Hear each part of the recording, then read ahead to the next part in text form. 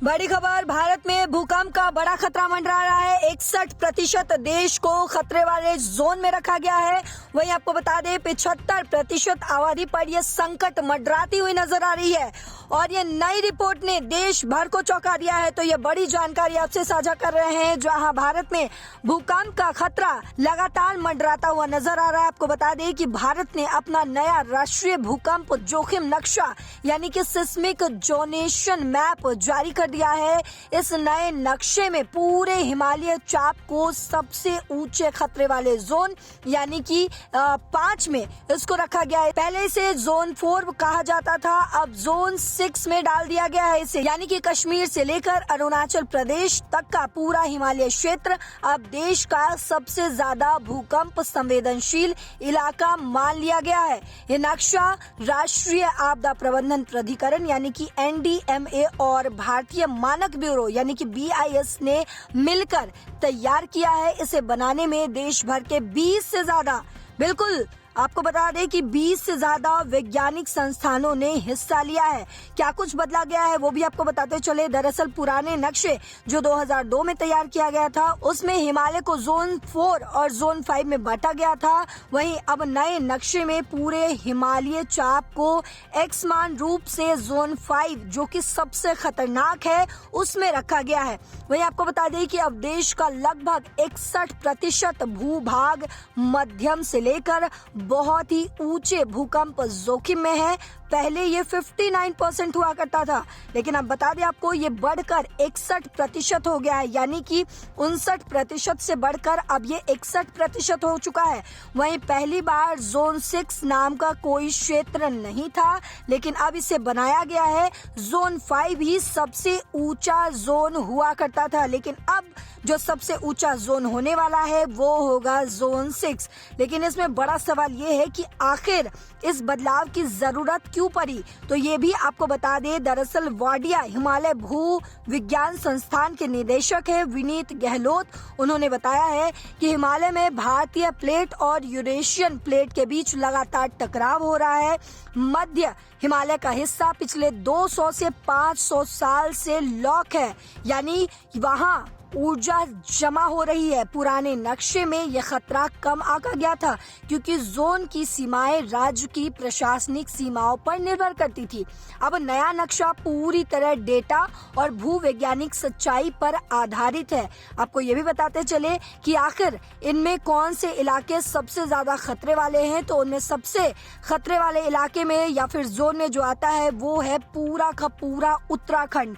जी हाँ, उत्तराखंड पे सबसे ज्यादा खतरा जो है मंडरा रहा। वहीं हिमाचल प्रदेश भी खतरे वाले जोन में आता है, जम्मू कश्मीर, लद्दाख, इसके अलावा सिक्किम, अरुणाचल प्रदेश और पूर्वोत्तर के सभी राज्य, जितने भी पूर्वोत्तर के राज्य हैं भारत में, वो सभी राज्य जो है वो खतरे वाले जोन में आते हैं। वहीं आपको बता दें सिर्फ भारत ही नहीं बल्कि भारत के अलावा नेपाल और भूटान की सीमा से सटे इलाके भी इस खतरे से प्रभावित है। वहीं आपको बताते चले कि देहरादून, श्रीनगर, शिमला, गैंगटॉक जैसे शहर सबसे ज्यादा जोखिम वाले जोन में है। वहीं आपको बता दें कि साथ ही BIS ने 2025 का नया भूकंप रोधी निर्माण कोड भी जारी कर दिया है।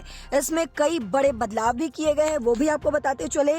जोन 5 क्षेत्रों में सभी नई इमारतें अब और ज्यादा मजबूत बनानी होंगी।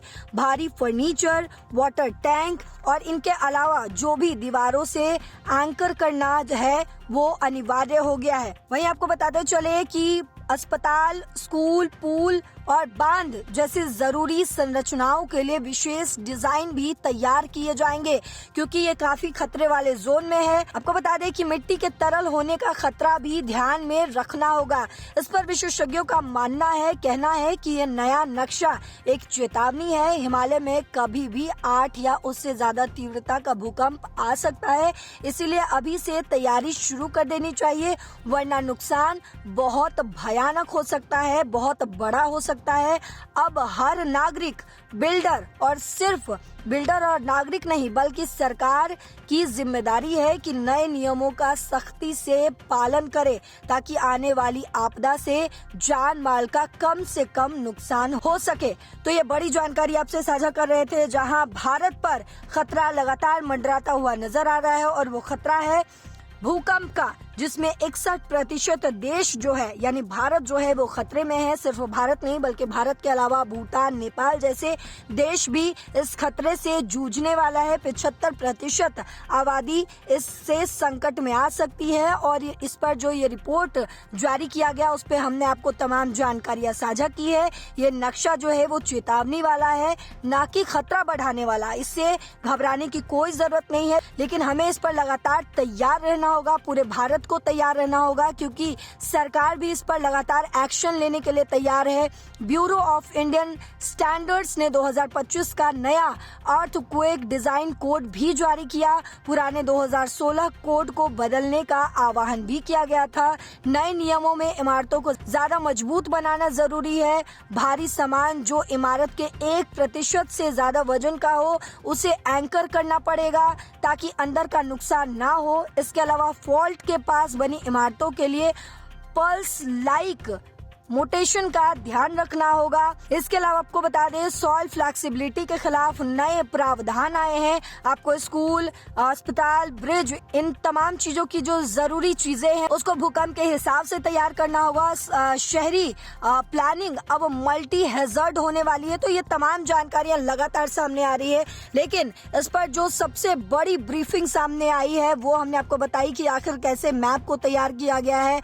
इतिहास के बारे में अगर हम बात करें तो इतिहास को देखते हैं तो हिमालय हमेशा से भूकंप का कहीं ना कहीं घर माना जाता है। 1905 का कागड़ा भूकंप या फिर 1934 का बिहार नेपाल भूकंप हो, ये तमाम भूकंप जो है अभी से हम कहीं ना कहीं जोड़कर देख सकते हैं। लेकिन पुराने नक्शे को अगर हम देखें तो पुराना नक्शा काफी अलग है। नया मैप दक्षिणी भारत में थोड़े बदलाव जरूर दिखाता है क्योंकि वहाँ टेक्टोनिक्स स्थिर है, लेकिन भारत का 61% इलाका अब मध्यम से ऊंचे खतरे वाले जोन में जा चुका है, जो पहले 59% था यानी 59% था।